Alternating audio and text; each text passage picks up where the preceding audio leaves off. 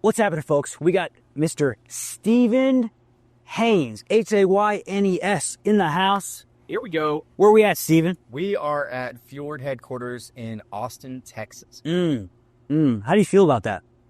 It's great to host you here. I'm glad to have you over. I'm super excited about starting a great conversation with you. Yeah. Thanks for having me.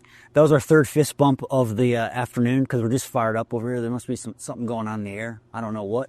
Stephen, you just told me something pretty exciting about 5 minutes ago while we're setting up here. What was that news that you shared with us? If you're willing to or allowed to share it. We've had a really successful month at FJORD. It's been really exciting, which I think has positioned us and set us up really well for 2025. Something that I'm super excited about is a partnership that we've developed with the new bathhouse that's opening in East Austin. For anybody that's local in ATX, it's going to really give the rest of the bathhouses a run for its money. It's called Bathe, and they've got a lot of amazing amenities, and they will have FJORD Cold Plunges there, and we're going to be supporting and partnering with them. Yes, and it's called Bathe, and I remember their grand opening. It was packed with people. The place looks freaking awesome. There's so much buzz behind this place. Wouldn't you agree? Yes. Yeah. So to be the cold plunge company that's there is like a huge honor, in my opinion, looking on the outside in. Yeah, it's a great partnership. So nice work. And then you also shared something else right before that. Another partnership. Yes. I'm not sure I can talk about this here publicly, but we did just partner with a really fabulous influencer in Austin, and that will be announced in the next few weeks. Okay, so let's talk a little about those partnerships, right? We obviously know, it's easy to glean what they get at the bathhouse. Now, what about an influencer partnership? What's in it for them?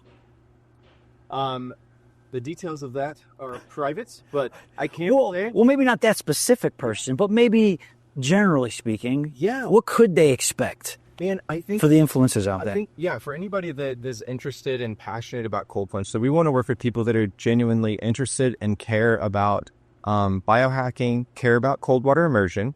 And, it's always great to have a personal relationship with people and get to know them and get to know their work ethic and how organized they are. So this person that we're partnering with is extremely organized and thoughtful about how she would want to incorporate this in a really sincere way into her daily practices. Dang. Okay. Well, that's great. So you put them through a vetting process. You treat it like a true partnership. You want to make sure it makes sense for both parties. Is that right? I've done some partnerships in the past that have been very low ROI and disappointing. And a lot of that is just on me for not scoping it properly and putting in the right amount of detail and asking for the right things, right? Sure. And so it's really about coming to like a proposal that goes back and forth that gets as detailed as possible. We scoped out a vision month by month for the next 13 months with this influencer, and it looks really beautiful. There's a lot of different channels that we're going to use and activate. And I think it'll be mutually beneficial for us and also for her community. Wow. That's pretty fired up. And I think we need to paint a picture of what it actually took for you to get where you're at today. When did you establish FJORD Cold Plunge? FJORD started in February of 2023, so it has been almost 2 years. February 2023. Holy smokes, that's actually not that long ago. No, pretty new. How'd you get in the cold plunge business? A little bit by accident and following passion. So I was in management consulting for 16 years, which was a lot of fun and took me all over the world, and I learned a lot about business. And then decided I wanted to do something entrepreneurial. But before I decided to make a certain shift, I decided I wanted a cold plunge. So I built one. I just bought a commercial fishing cooler, drilled holes in it, and did the whole DIY thing. And what ended up happening is I would have friends over here to try out the cold plunge. We would hang out. And I had a friend one time pretty quickly be like, "Can you make me one?" I'm like, "Yeah, I learned how to make this one. I made a lot of mistakes, but I can make you one." Yeah. So made him one, made another friend one, another friend. And then pretty soon I'm getting orders from people that they know. So after about a month or two of doing this, I realized this is actually a pretty viable looking business that I'm going to run as a 1-year experiment. Because for me, I'd come from a pretty comfortable career that to leave it felt like a high opportunity cost and a big risk. So to give myself psychological safety, to take that entrepreneurship step, to be a first-time business owner, I said, I'm going to view this as a 1-year experiment. And at the end of that year, if it doesn't work out, I would just simply go back into consulting or into corporate. And that's the worst case scenario, is to get right back where I'm at now. And you kicked off and you haven't looked back since. Yeah, I've had lots of challenges. And, at one point, at about the 1 year mark, I started maybe potentially looking for jobs and was like, okay, this isn't going the direction I wanted. And we had a big inflection point that really pushed us into a new place. And I think a lot of entrepreneurs will face a tough first year, maybe even a tough first 3 years is what I hear. For us, we're now in such a great position to grow and have got a lot of momentum. Now let's talk a little bit about those roadblocks that you had to overcome. What would you say was the hardest part about kicking off your business? It's hard to say the hardest because there were multiple things that were challenges. One was getting the right people on board and like building a team of people that really care about the business. Because I noticed you say we. Who's we? I've got a small team at Fjord that we all work together to make this thing run and make it happen. Annalie Finkenbinder is kind of my right-hand person that does a whole lot of the partnerships and strategy and marketing with me. And then we have a social media team, website team, all the other fun stuff. Oh. And some affiliates as well. And you're working on branching that out, right? The affiliate side of things? Yes, actually, definitely. Very interested in anyone that's passionate about Cold Plunge that would be interested in being an affiliate with us. Yeah. We have an affiliate program and marketing materials and everything that we can provide for people that want to participate and make a commission on selling these things. Yeah, so who's your ideal avatar for something like that? For something like that? Yeah. It honestly doesn't require a big influencer following. Anybody that just is passionate about getting the word out, even within their network, right? They don't have to sell 100 of these. You can sell 5 and make 10 grand a month, whatever it is. Yeah, and I was watching the School of Hard Knocks YouTube channel, the guy that started here in Austin, and he goes, "Excuse me, sir, 2 minutes. How'd you become a millionaire? What was your pathway to success?" You ever see that guy on social media? Yeah. He's a young guy. Smart guy. Shaved side of his head anyways. Yeah, so he was talking to somebody about, what was he talking to him about? I just watched this last night. It's influencers. The most untapped market is people with 20 to 100,000 true followers. He said that those are the people to target for affiliate marketing. Cool. Okay, that's good. That's a good data point. Yes. Now, have you heard of that before? Nope. No, well, you heard it here on the Elite League podcast. Yes, sorry. So you started up a couple years ago, and then when did you bridge the gap behind making your own to getting it outsourced and having somebody else build these? Yeah, so that was the thing, right? Because you need to scale it. Not only did we need to scale it, and I was building these things right here on this back deck myself and cutting up my knuckles. I constantly had bloody hands. Let me see your knuckles. Well, they're fine now. Oh, dude, there's scars all over them. Yeah, exactly. Oh, my. Dang, he's not lying.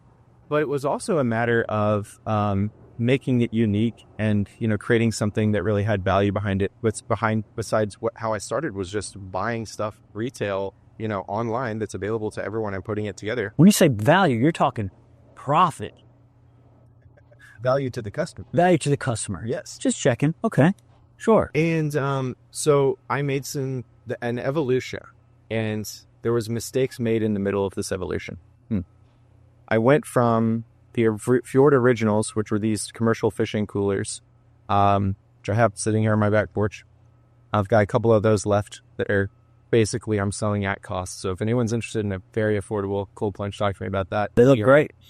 And then we moved into sourcing product from overseas. So we were sourcing chillers and everything else from China and had a terrible experience with it. Why? Terrible experience. Why? What happened? Shocked. I tried 5 different Chinese manufacturers that make a lot of the machines that are out there in the market. Like, I recognize when I see a competitor online, I recognize the machines that they have. And I know the supplier that there's like 3 suppliers on that they must have got that from. Yeah. I tried them all out, and most of them were, I'm not making this up. Like, you can ask people, like, most of them were failing within 1 to 2 months. No. The pump would go out, or they're using alloys instead of copper lines, so the lines were breaking. 6 months was like a good duration for how long these things were lasting. Terrible. And so it was absolutely terrible, and thankfully we didn't have that going on for very long, so there weren't many customers that were affected, but I had to make it right with all of them. And then we made this decision to pivot and switch over into using American-made equipment that we have customized here in America. And so the pumps, the chillers, all the moving parts, everything is made domestically from, all high quality, components. Serious. And they're so much more durable. The cooling power, BTU wise, is more powerful than a lot of what's coming from overseas. And they run nice and quiet. They're super strong. So I call it like the Yeti of chiller equipment. And since we started doing that, it was twice as expensive for me to source the American-made products. Sure. So I had to raise my price. Even though it's right here. And I had to raise my price point. Yeah. And so that gives you an idea, right? I don't even have to pay for overseas shipping, and still, it's more expensive, meaning the quality of the thing is just so different. Yeah. And since we shifted over to that and I raised my price point, that's when the business took off, which is really interesting because I think people have had enough bad experiences with the Chinese-made stuff, Yeah. Yeah, you're not kidding. The whole American-made thing, the theory, right? It does ring true in most aspects. Most. Not all. Not everything made here is great. It's not just about patriotism. It's not like we're trying to wave an American flag and be like, we're the most patriotic company, so you should buy from us and pay more. No, it's seriously just about like the quality that's conveyed. Yeah. If they were made better in Switzerland, we'd buy them from Switzerland. Sure. Yeah. Well, are they made better in Switzerland? Not that I'm aware of. Right. But if you were, you'd go there. Yeah. Yeah, I think it's fascinating how they're literally made in our back door. They cost twice as much. Yeah. Is it simply because of the cost of the labor, you think? Or what is that? It's the parts and materials that are being used. I see. So America just decided to use better parts and materials. Sturdy, strong, thicker, more pure metal alloys, stuff like that. Got it. So hockey stick growth is a concept that a lot of business owners and entrepreneurs experience. They're flat. You might even go a little bit below, right? A little dip. That 1 year mark, like you talked about, looking at other jobs. Well, then you're flat, and all of a sudden, bang, you take off. Yeah. Let's talk about that first moment. For us, it doesn't have to be a huge thing. This is actually a really interesting thing.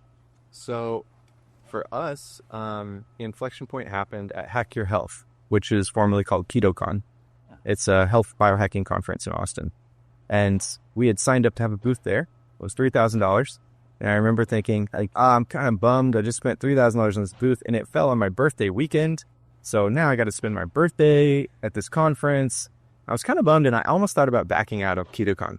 Sure. And went ahead and did it. Got a bunch of volunteers. We came and ran the booth. We sold 14 cold plunges in 2 days and had a ton of relationships that we built from that. Some affiliates now that we work with came from people that we met there because it was just the right ideal customer persona showed up at that event. And so being there was really important for us and turned the business. In my mind, it turned it around. So I'm going to ask you to put yourself back in that position. You're at your booth. People are walking up. You're talking to countless people in a day, in a weekend, what have you. What are some of the things that clicked for your buyers that ultimately led them to make the decision to make the purchase? What are some of the things that they said? Like, oh, it does this for you? Or, oh, it costs this much? Or, oh, the quality is like this? What stands out to you with what they're saying? Yeah, I think the reception was good because of two things. One was the personal touch of being able to meet the people. I think people like to buy from people that they trust and that they know. So there's that part to it where I was able to speak to the health benefits, speak to the product, details, and that built some confidence with these people that had been looking at other options online. And the second part is, I think the fact that our machines are unique, that they are some of the few that are made in America, makes them stand out as well from a quality and durability standpoint. So it was pretty straightforward. In a nutshell, they said, this is one of the best options, if not the best option. We're kind of on the market. Let's go ahead and do it. Yeah. And the fact that they got to talk to you, was it just you at the booth? No, we had a team running it. You had your whole team. Yeah. They're talking to the faces of the company, which is really helpful in sales. Wouldn't you agree? Having that face-to-face? Definitely. We're going to have to talk about sales in a second. Okay. But not how you might think. It's all American made. This word, Stephen, is not American. What's up with that? Fjord means inlet in Norwegian. And my first cold water swim, the first cold water experience was in Norway in the fjords of Stavanger area. Sure. Back when I was in consulting, this is 2015, I was working with an oil company that had operations on the west coast of Norway and had to go out there for weeks at a time. So I was hanging out with the colleagues and locals on the weekend. What do you guys want to go do? And they're like, we go swimming in the fjords. So went out and experienced cold water for the first time, and that really stuck with me. And I think Norway is a beautiful place and wanted to bring, and it's been in Finland and Sweden and Norway, Scandinavia, cold water immersion's been around and people have been using it for a long, long time. So I like the idea that there's heritage behind it and wanted to bring that forward. So we're Norwegian inspired, American built. That's pretty fun. The fact that you're taking your real life experience and applying to your business. That's really nice. Personal touch. It's a nice story, to say the least. Now, you got your marketing going. I got to hand it to you. Out of all the local business owners that I know in Austin, which is a bunch, who do I see the most on my Instagrams? Fjord. Is that right? I've told this to people multiple times. Really? Yes. That's great. I'm not even kidding. I even vlogged about it on my way over here. I was like, hey, cool. I see you every day. So what's the strategy behind that? How do you do it? That's a great question. I don't know. Someone else does it. But one thing that's great is, having Fjord headquarters, this situation set up, and the fact that I like to cold plunge every day, and I'm a very social, community-oriented person. So I constantly want to having people come over. I don't want to do it by myself. So I want people coming over. And so almost every day of the week, I'll have some people, a group or a friend or somebody here or a potential customer, and we're using it together. So I think that creates a lot of exposure for it and, gives us UGC and fun things to do online. But if you think it's good now, I'm really, really excited about how we're going to be activating the social media channels coming into 2025. This partnership with the influencer is going to be great, and several other things that we're setting up. And the content is going to begin to shift to include more than just community and UGC. It's going to. What does that stand for? User-generated content, which is just kind of this casual community-based feel that my Instagram currently has. We're going to keep that because that's part of the ethos of what we care about is community and making cold plunging social. Yeah. But we're also going to include more highlights and details of the product itself, which we don't talk about enough, as well as some of the value-added, just educational components, teaching about different benefits of cold plunge or protocols that one might use. So try to add value to the user. Okay, yeah. So you're touching around the social aspect. The second part applies to the engineers of the world that want to know the nitty-gritty details, the science behind it. And then the third approach sounds like you're talking to people for the holistic. No, what was the third one? Really just about education. Education that and the health benefits, the health people. Sure. Biohackers, people that are interested. Why should I do this? We had a really interesting. So here's an example that was very rewarding for me when this happened. This happened actually kind of early on, about a year ago, and I had done a Instagram post that highlighted 2 different studies talking about depression and the link between cold water immersion with an antidepressive effect, where they took a cohort, they took 2 different cohorts, right? A control group, and then they took the other group, and all the people, there were 90 people that participated in this study, and all 90 of them had been diagnosed with chronic depression, clinical depression, and they were all on some sort of SSRI medical treatment. They divided them into half, 45 and 45. And one of the groups did cold water immersion. They did 10 sessions of cold water immersion at, I think it was 52 degrees for 10 minutes at a time. And that group compared with the other group, they followed, different blood markers, but they also just reported back better feelings of overall fulfillment, better mood. They just felt better about life. And a lot of those people that went through the cold water immersion camp actually were able to lower doses of medication, and some just came off of medication completely compared to the placebo group, which had no change. You're kidding. So I talked about this study, which one of the studies came out of Johns Hopkins, the other was out of Stanford, and I get a message from somebody in Florida who is a surgeon. She works at Johns Hopkins Hospital, And she said, I've got a family, I'm super busy, and I'm struggling with depression. And I just saw this video. I've never done cold water immersion. And you have me completely interested. And I want to know more about this. Can we talk? And I just thought, that's so cool. Like, it opened somebody's eyes that wouldn't be into biohacking, but they're dealing with their real life struggle. And this is just one of the tools in the tool belt that's natural and safe to help with that. Yes, yes. So as a part of your marketing to help get exposure, you touched upon one specific subject, which was helping with depression and anxiety. Yeah. Someone saw that message.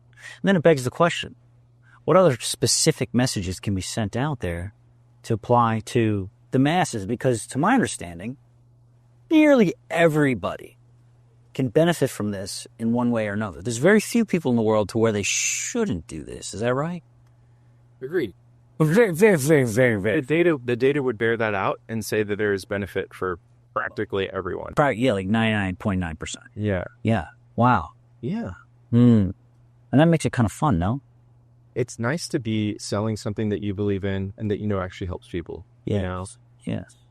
Now, what about ancillary things? Because, you've got this wonderful, big, juicy plunge here. Yeah. Is there any type of market for ancillary products that supplement this? Or if there's not, have you considered tapping into other things once you're at a specific place with the plunge? The most common thing we get asked about is sauna. Like, do you guys offer a sauna? Cold, which we don't. But yes, that would go really well. I'm trying to focus resources on the cold plunge business before we go into another high ticket, high development item like a sauna or something like that. But that's like sort of on the horizon. Yeah. But the other smaller things, man, I like that you brought this up. Here's an idea I've been playing with. Send it. Okay. Think about these almost like giant tea bags, okay, that are filled with salts and minerals that are inspired by famous bodies of water from around the world. So let's say like the fjords of Norway. Fjords of Norway, right? A similar makeup to it. Or Blue Lagoon in Iceland, or the Dead Sea, right? So have these different like salts that you can add to the cold plunge, and then have an experience in there that would convey some of the same like magnesium and Epsom salt or whatever benefits that you might get from some of these other water sources. Should we wait to release this for you to patent that idea, Stephen? Probably. No. That's pretty cool, dude. That complicated? I think it's a really fun idea, and I've started to explore it and have some suppliers, and it's just got to be tested. Like, does the filter it all out? Yeah. Or, does it stay effective? Does it dissolve in cold water? Right. Because they're usually would be used for warm baths. So there's a lot of things. What I just thought of as we're sitting here? What if you had a cold plunge? Because for some reason people always say cold plunge and sauna. Because cold plunge and sauna, order of succession. Yeah. But you could do sauna first, then cold plunge, can't you? My preference is sauna first. So, okay. Well, at any rate, let's say you had it in some kind of sequence. Cold plunge connected to a sauna, connected to a dry station. The dry station? Where you can dry off. Yeah. A little pad. Yeah. All in one. Okay. All in one encompassing thing that you can fit in your garage. Yeah. I'd like to see that, Stephen. Can you make one? I can, but there's one thing that, as an absolute purist, I must say, which is they say that when you are doing hot cold therapy, to end on cold, and then don't dry off. They say stand there and let yourself evaporate, so your body has the most metabolic energy expenditure. Before me, so. And you see, that's why you're the expert. And if I went into this business, I would fail because my dry station wouldn't take off. You're a busy guy. You may not have time to wait. Dang. You may need that dry station. Greg stays on the go. That's why I'm wearing sneakers. That's right. Thanks for noticing. Clean. You look good. Thank you. My tailor from Bangkok flies in once every few months, and he measured these up. Got this fit. Feeling pretty good today. Thanks for noticing. Yeah. Appreciate that. So let's talk a little about you as a person, all right, and your mindset. Entrepreneurship is no easy feat. A lot of businesses, 90%, don't make it. Sorry to say. Sure. So when you're having that day a year ago, or towards your end of your first year. Yeah. And you're like, what am I doing? I got to look at jobs. Dude, what kept you going? I knew that I wasn't going to give up on the cold plunge idea even at that time. I just thought I may need to get a job to supplement because this is a self-funded business. I've poured all my money into it, and the equipment that we buy for these things and the storage and everything else, it's expensive, right? Yeah. So I'm fueling this thing, and there's just a lag between building a great product, building a community, marketing it, and then getting it out there, and we're on the upswing of getting through that phase of our business. Yeah. So it's been really exciting, and that just kind of kept me going. But I will say also, man, like this is something like I'm glad you asked this question, because one of the things that keeps me going even now in doing this is the fact that what a blessing it is. How incredibly blessed are we to be having our work lives and our own personal lives and passion with such a strong overlap, like a Venn diagram with like a 90% overlap. The networking events I'm going to, the people I'm hanging out with, the ways that I'm spending my time educating people on cold plunge, these are all things that I'm super excited to do and passionate about. It doesn't feel like work. So I don't notice if it's Monday or if it's Saturday. I just like to do things that need to be done for the business and meet with people. And it's such a relational, community-based work that it bodes well for my personality and for, what lights me up as a person individually. So man, it's like such a, just a blessing to be able to overlap those things and not feel like my work is segmented. And thank God it's 5:00 and I'm done with work for today. Now I can go live my life. Yeah, you bring up a great point. And it reminds me of peace equaling, presence equaling peace. When you're present, time escapes. To your point, you're not waiting until 5:00 on Friday because you're happy, you're content with what you're doing. And I literally pray that people or the world figures out ways to help people that aren't in that position to get a taste of that with their everyday, because it's very enriching and it is a blessing. It is a blessing, to your point. Dang, man. Well said. Well said. Where do you get your inspiration from as far as people that you might want to emulate? We talked about this a little bit off camera. I would say one person from afar that I've never met personally that's impacted me is Jesse Itzler. Yes. Yeah. So married to Blake, Sarah Blair, Blake, almost said Blake Lively. That'd be Ryan Reynolds. Yeah, not a bad person either. But no, Jesse Itzler is a dreamer, man. He's an entrepreneur. He's still down to earth and he's a dreamer. And one concept that I've really taken from him is this idea of, instead of building your work resume, building what he calls the life resume. So he's like, the life resume doesn't look like, here are my jobs and my titles. It looks like, here are the experiences that what he calls the misogis, these like huge experiences that I will always look back and remember and value.